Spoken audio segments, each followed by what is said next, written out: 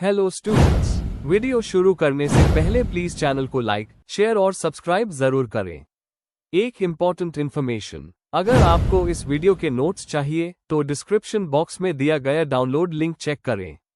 Thank you. चलिए शुरू करते हैं। इस वीडियो में हम पढ़ेंगे MSOE2 diaspora and transnational communities के प्रीवियस ईयर क्वेश्चन और most important questions with answers.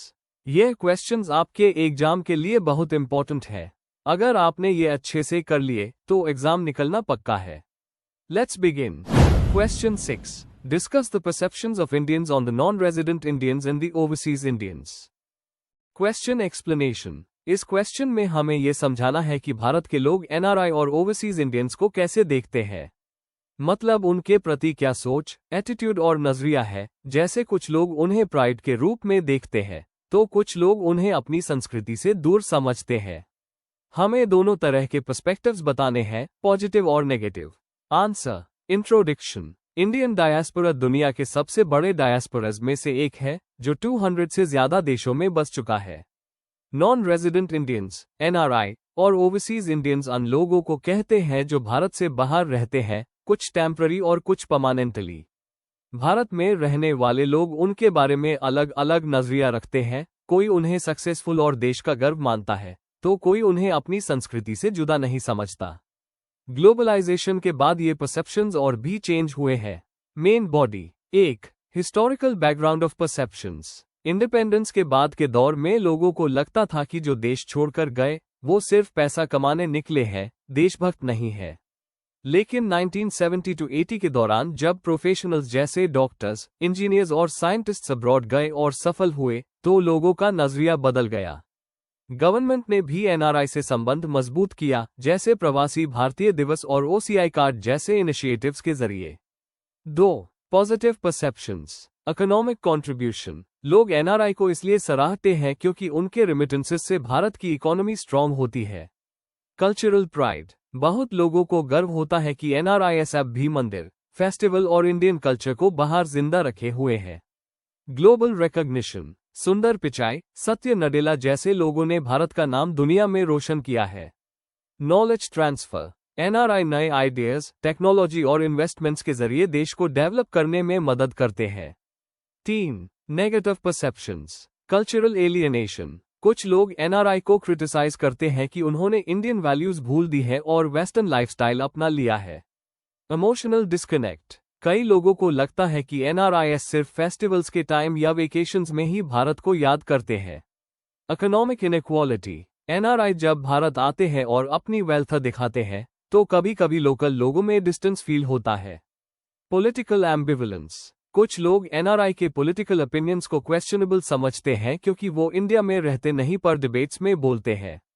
4. Changing trends and modern attitudes. अब लोगों का नजरिया बैलेंस्ड हो गया है। ग्लोबल कम्युनिकेशन ने भारत और NRI के बीच गैप कम किया है। गवर्नमेंट उन्हें देश के डेवलपमेंट और डिप्लोमेसी में एक्टिवली इन्वॉल्व कर रही है। सोशल मीडिया ने दोनों तरफ के लोगों को जोड़ दिया है, जिससे कल्चरल और इमोशनल बॉन्डिंग बढ़ी है। आज NRI को ग्लोबल इंडियंस के रूप में देखा जाता है, जो मॉडर्न भी है और अपनी जड़ों से जुड़े हुए भी।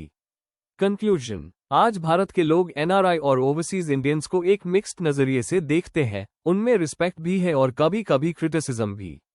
पहले जहां उन्हें देश छोड़कर जाने वाले माना जाता था, अब उन्हें भारत के ग्लोबल रिप्रेजेंटेटिव्स के रूप में देखा जाता है। ग्लोबलाइजेशन ने दोनों के रिश्तों को और मजबूत बनाया है और ये बॉन्ड आगे भी भारत को दुनिया से जोड़ने में मदद करेगा। If you need the notes of this video, there is a download link in the description box. Be sure to check it out. Thank you. Let's see the next question. Question 7. Examine the people of Indian diaspora in Fiji. Question explanation. इस question में हमें Fiji के Indian diaspora के बारे में लिखना है। कैसे उनका माइग्रेशन हुआ, उनकी सामाजिक और आर्थिक स्थिति क्या रही, उनका राजनीतिक योगदान और उनके कल्चरल इश्यूज क्या थे। मतलब पूरे कम्युनिटी के इवोल्यूशन को समझाना है, उनके स्ट्रगल्स और आज की सिचुएशन दोनों के साथ। आंसर। इंट्रोडक्शन। फिजी का इंडियन डायस्पोरा दुनिया के सबसे इंटरेस्टिंग एग्जाम्पल्स में से एक है। 1879 से 1916 के बीच ब्रिटिश सरकार ने भारत से लोगों को इंडेंचर्ड लेबर के रूप में फिजी भेजा था, जिसे गिरमित सिस्टम कहते हैं। ये लोग मोस्टली उत्तर प्रदेश, बिहार और तमिलनाडु से आए थे। आज इंडो-फिजियंस ने फिजी के इकोनॉमिक और कल्चरल लाइफ को डीपली शेप किया है। इस आंसर में हम उनके माइग्रेशन हिस्ट्री, सामाजिक विकास, राजनीतिक भागीदारी और उनकी पहचान से जुड़े इश्यूज पर बात करेंगे। Main body. 1. हिस्टोरिकल बैकग्राउंड और माइग्रेशन प्रोसेस। 1879 में पहले ग्रुप के इंडियंस फिजी पहुंचे, ब्रिटिश के प्लांटेशन सिस्टम के तहत। अराउंड 60,000 लोगों को फिजी ले जाया गया शुगरकेन प्लांटेशंस में काम करने के लिए। उनका जीवन बहुत कठिन था, लंबी वर्किंग आवर्स, मार पिटाई और बुरी लिविंग कंडीशंस। 1916 में जब इंडेंचर सिस्टम खत्म हुआ, तब कई इंडियंस ने फिजी में ही रहने का फैसला लिया और परमानेंट कम्युनिटी बन गई। यही से इंडो फिजियन कम्युनिटी का फॉर्मेशन हुआ, एक नई परंतु अपनी पहचान वाली सोसाइटी। 2. सोशियो इकोनॉमिक डेवलपमेंट और कम्युनिटी लाइफ। गिरमित खत्म होने के बाद इंडियंस ने खेती, छोटे व्यापार और एजुकेशन पर फोकस किया। शुगर इंडस्ट्री में उनका बड़ा योगदान रहा और धीरे धीरे उन्होंने अपनी इकोनॉमिक पोजीशन मजबूत की। एजुकेशन के जरिए नए प्रोफेशनल्स बने, teachers, doctors, lawyers, etc। Temples, mosques और स्कूल्स उनकी सांस्कृतिक पहचान के केंद्र बने। एग्जाम्पल, आर्य समाज और सनातन धर्म सभा ने इंडियन कल्चर और लैंग्वेज को फिजी में बनाए रखा। 3. पॉलिटिकल पार्टिसिपेशन और आइडेंटिटी इश्यूज। इंडो-फिजियंस ने पॉलिटिकल राइट्स के लिए संघर्ष किया। A.D. पटेल और महेंद्र चौधरी जैसे लीडर्स ने उनकी आवाज उठाई। 1960 तक पॉपुलेशन का लगभग आधा हिस्सा इंडो-फिजियंस का था, पर फिर भी उन्हें डिस्क्रिमिनेशन का सामना करना पड़ा। 1987 और 2000 के मिलिट्री कूज ने एथनिक टेंशन बढ़ाई और कई इंडो-फिजियंस को फिजी छोड़कर ऑस्ट्रेलिया, न्यूजीलैंड जाने पर मजबूर किया। Identity crisis. इंडो-फिजियंस कल्चरल तौर पर इंडियन है, पर उनकी नेशनैलिटी फिजियन है। यह डुअल आइडेंटिटी उनके लिए एक चैलेंज रही है। 4. कंटेम्पररी सिचुएशन और कल्चरल कंट्रीब्यूशन। आज इंडो-फिजियंस फिजी की टोटल पॉपुलेशन का 35 to 37% है। उन्होंने एजुकेशन, बिजनेस और पॉलिटिक्स में बड़ा योगदान दिया है। दिवाली और होली जैसे फेस्टिवल्स अब फिजी के नेशनल फेस्टिवल्स बन चुके हैं। पिछले कुछ सालों में एथनिक रिलेशंस बेटर हुए हैं और इंडो-फिजियंस को नेशनल आइडेंटिटी का एक जरूरी हिस्सा माना जाने लगा है। Cultural link. इंडो-फिजियंस आज भी इंडिया से इमोशनली जुड़े हैं, हिंदी लैंग्वेज, बॉलीवुड फिल्म्स और रिलीजन के जरिए। कंक्लूजन। फिजी के इंडियन डायस्पोरा ने स्लेवरी जैसी कंडीशन से उठकर एक पावरफुल और रिस्पेक्टेड कम्युनिटी का रूप लिया है। उन्होंने अपनी मेहनत और सांस्कृतिक मूल्यों के जरिए फिजी के विकास में बड़ा योगदान दिया। उनकी कहानी रेजिलियंस और एडेप्टेशन की कहानी है। अगर आपको इस वीडियो के नोट्स चाहिए तो डिस्क्रिप्शन बॉक्स में दिया गया डाउनलोड लिंक जरूर चेक करें। Thank you. चलिए देखते हैं अगला question. Question 8. Discuss the importance of diaspora in the age of globalization. Question explanation. इस क्वेश्चन में हमें बताना है कि ग्लोबलाइजेशन के दौर में डायस्पोरा कितना इंपॉर्टेंट हो गया है। हमें समझाना है कि डायस्पोरा किस तरह से अपने देश और होस्ट कंट्री दोनों में इकोनॉमिक, कल्चरल और पॉलिटिकल लेवल पर योगदान देता है। आंसर। इंट्रोडक्शन। डायस्पोरा का मतलब होता है लोगों का अपने देश से निकलकर दुनिया के अलग अलग हिस्सों में सेटल होना, लेकिन अपने देश से इमोशनल और कल्चरल कनेक्शन बनाए रखना। ग्लोबलाइजेशन का मतलब है दुनिया के देशों के बीच व्यापार, कम्युनिकेशन और टेक्नोलॉजी के जरिए बढ़ती हुई कनेक्टिविटी। आज के ग्लोबल युग में डायस्पोरा एक इम्पॉर्टेंट ब्रिज बन गया है जो अपने देश और दुनिया को जोड़ता है। ये लोग अपने देश के लिए इन्वेस्टमेंट, रेमिटेंस, नॉलेज और कल्चर के एम्बेसडर बनकर काम करते हैं। Main body. 1. Economic contributions of the diaspora. Remittances और फाइनेंशियल फ्लोज। डायस्पोरा का सबसे बड़ा योगदान होता है रेमिटेंस भेजना। इंडिया दुनिया के उन देशों में से है जो सबसे ज्यादा रेमिटेंस रिसीव करता है। ये पैसा घर वालों की जिंदगी सुधारता है और छोटे बिजनेस, एजुकेशन और हेल्थ में मदद करता है। इन्वेस्टमेंट और एंटरप्रेन्योरशिप। बहुत सारे ओवरसीज इंडियंस अपने देश में इन्वेस्ट करते हैं, खासकर आईटी, हेल्थ केयर और एजुकेशन सेक्टर्स में। ये लोग कैपिटल के साथ साथ मैनेजमेंट और ग्लोबल एक्सपीरियंस भी ले आते हैं। नॉलेज और स्किल ट्रांसफर। ग्लोबलाइजेशन के जरिए ब्रेन सर्कुलेशन बढ़ गया है। डायस्पोरा अपने स्किल्स और नॉलेज देश के प्रोफेशनल्स के साथ शेयर करता है। 2. Cultural significance in globalisation. Cultural exchange और हाइब्रिड आइडेंटिटी। ग्लोबलाइजेशन ने डायस्पोरा को अपनी कल्चर को प्रिजर्व करने के साथ एक नई आइडेंटिटी भी दी है। आज दिवाली, होली और योग जैसे फेस्टिवल्स दुनिया भर में सेलिब्रेट किए जाते हैं। मीडिया और सिनेमा का प्रभाव। बॉलीवुड मूवीज और इंडियन म्यूजिक ने इंडियन डायस्पोरा को ग्लोबल बना दिया है। फिल्मों में उनकी लाइफ और इमोशंस को दिखाया जाता है, जो देश से उनका रिश्ता मजबूत करता है। सॉफ्ट पावर और ग्लोबल इमेज। डायस्पोरा के सफल लोग जैसे सुंदर पिचाई, सत्य नडेला और ऋषि सुनक इंडिया की इमेज को ग्लोबल लेवल पर स्ट्रांग बना रहे हैं। 3. पॉलिटिकल और सोशल इम्पैक्ट। पॉलिटिकल लॉबिंग और इन्फ्लुएंस। डायस्पोरा ग्रुप्स अपने होस्ट देशों में लॉबिंग करके इंडिया के लिए फेवरेबल पॉलिसीज प्रमोट करते हैं। Transnational networks. कम्युनिटी ऑर्गेनाइजेशंस के थ्रू डायस्पोरा इंडिया के सोशल और पॉलिटिकल रिफॉर्म्स में रोल प्ले करता है। इंडियन अमेरिकन कम्युनिटी ने इंडिया यूएस रिलेशंस को मजबूत बनाया है। फिलैंथ्रोपी और सपोर्ट। क्राइसिस के समय डायस्पोरा लोग रिलीफ फंड भेजते हैं, जैसे कोविड-19 के दौरान ऑक्सीजन और मेडिकल एड प्रोवाइड करना। 4. चैलेंजेस और आइडेंटिटी इश्यूज। Identity crisis. कई डायस्पोरा लोगों को अपनी इंडियन आइडेंटिटी और होस्ट कंट्री के कल्चर के बीच बैलेंस बनाना मुश्किल लगता है। पॉलिटिकल और कल्चरल इश्यूज। कभी कभी डायस्पोरा पॉलिटिक्स में अननेसेसरीली इन्वॉल्व हो जाता है, जिससे टेंशन भी होती है। Media misrepresentation. कभी ग्लोबल मीडिया डायस्पोरा को स्टेरियोटाइप्स के थ्रू दिखाता है, जिससे मिसअंडरस्टैंडिंग बढ़ती है।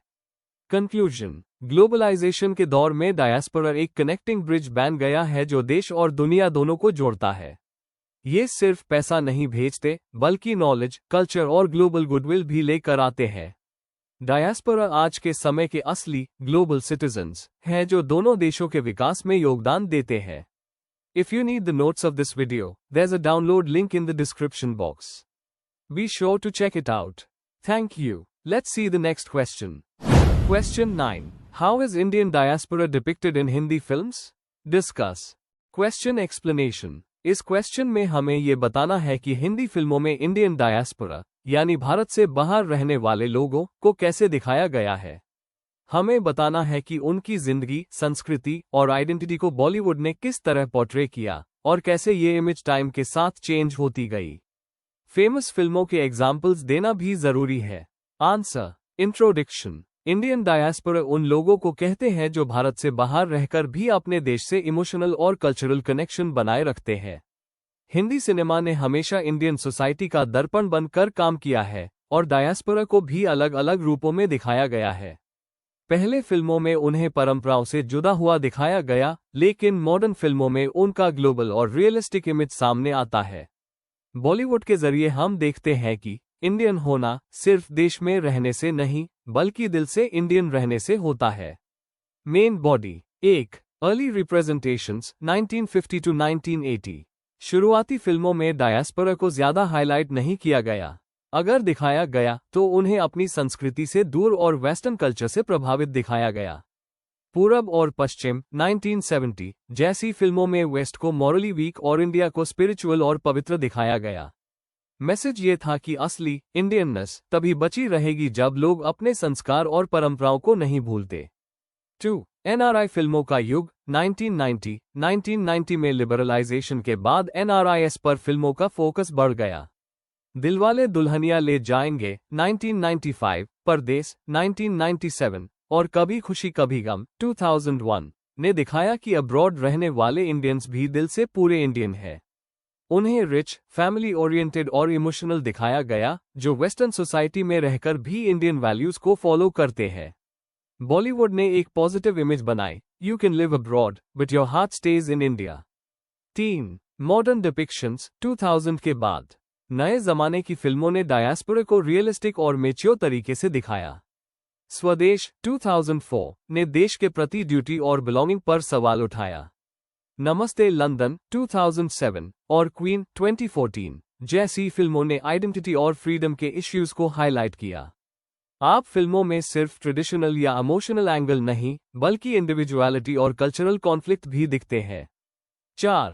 थीम्स आइडेंटिटी, नॉस्टैल्जिया और belonging. Identity. Second generation Indians अपनी डुअल कल्चर आइडेंटिटी को समझने की कोशिश करते हैं। नॉस्टैल्जिया। देश की यादें, परिवार और त्योहार फिल्मों का इम्पोर्टेंट पार्ट होते हैं। Hybrid belonging. आज की फिल्म्स ये दिखाती हैं कि इंडियन आइडेंटिटी एक मिक्स फॉर्म में एग्जिस्ट करती है, मॉडर्न भी, ट्रेडिशनल भी। एग्जाम्पल के तौर पर द नेमसेक 2006 एक इंडियन अमेरिकन फैमिली के इमोशनल स्ट्रगल को दिखाता है। कंक्लूजन। हिंदी फिल्म्स ने इंडियन डायस्पोरा के इमेज को समय के साथ मॉडर्न और मीनिंगफुल बनाया है।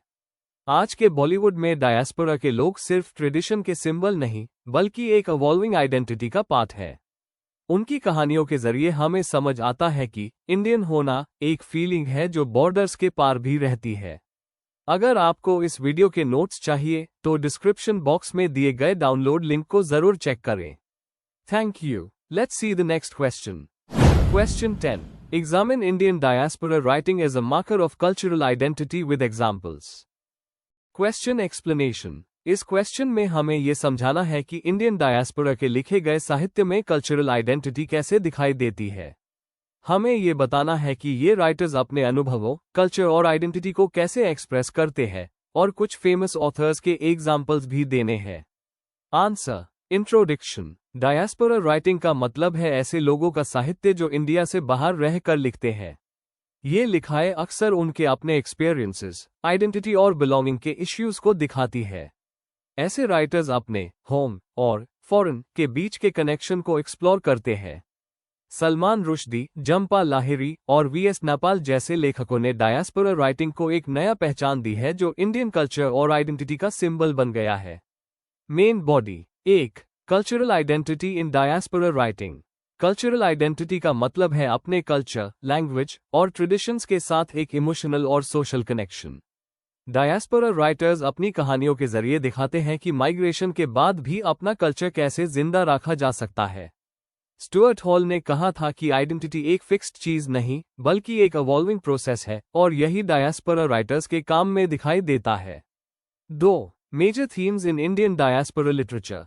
नॉस्टैल्जिया और यादें। वीएस नैपाल की a house for mister Biswas में अपने रूट्स के प्रति लॉन्गिंग और स्ट्रगल दिखाई देती है। Hybrid identity. जंपा लाहिरी की द नेमसेक में इंडियन और अमेरिकन कल्चर के बीच आइडेंटिटी का कंफ्यूजन और बैलेंस दोनों दिखाई देते हैं।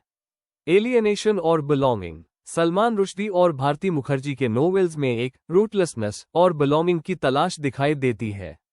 जेंडर और माइग्रेशन। चित्रा बनर्जी, दिवाकरुणी जैसे राइटर्स ने महिलाओं के पर्सपेक्टिव से माइग्रेशन के इम्पैक्ट को समझाया है। 3. कल्चरल नेगोशिएशन और एडेप्टेशन। डायस्पोरा लिटरेचर एक तरह से कल्चरल नेगोशिएशन दिखाता है जहां इंडियन ट्रेडिशंस और वेस्टर्न लाइफस्टाइल्स एक साथ चलती है।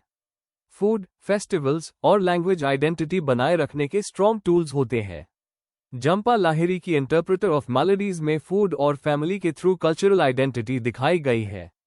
ये लिखाई दिखाती है कि माइग्रेशन के बावजूद आइडेंटिटी खोटी नहीं, बल्कि नए रूप में इवॉल्व होती है। 4. ग्लोबल इम्पैक्ट और रिकॉग्निशन। डायस्पोरा राइटर्स ने इंडियन एक्सपीरियंसेस को ग्लोबल बना दिया है।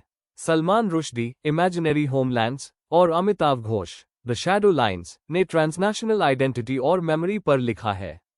उन्होंने एक ग्लोबल इंडियन आइडेंटिटी क्रिएट की है जहां इंडियन वैल्यूज और ग्लोबल विजन दोनों मिलते हैं।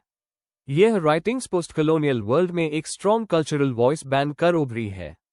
कंक्लूजन। इंडियन डायस्पोरा राइटिंग एक कल्चरल ब्रिज की तरह काम करती है जो पुराने और नए कल्चर को जोड़ती है। ये लिखाई बताती है कि आइडेंटिटी सिर्फ एक जगह से नहीं होती, बल्कि अनुभवों और इमेजिनेशन से बनती है। इसलिए डायस्पोरा राइटिंग एक पावरफुल मार्कर है इंडियन कल्चरल आइडेंटिटी का। Before we end, please like, share and subscribe the channel for more such study materials and one important information अगर आपको नोट्स चाहिए तो डिस्क्रिप्शन बॉक्स में डाउनलोड लिंक दिया हुआ है, जरूर चेक करें। Thank you.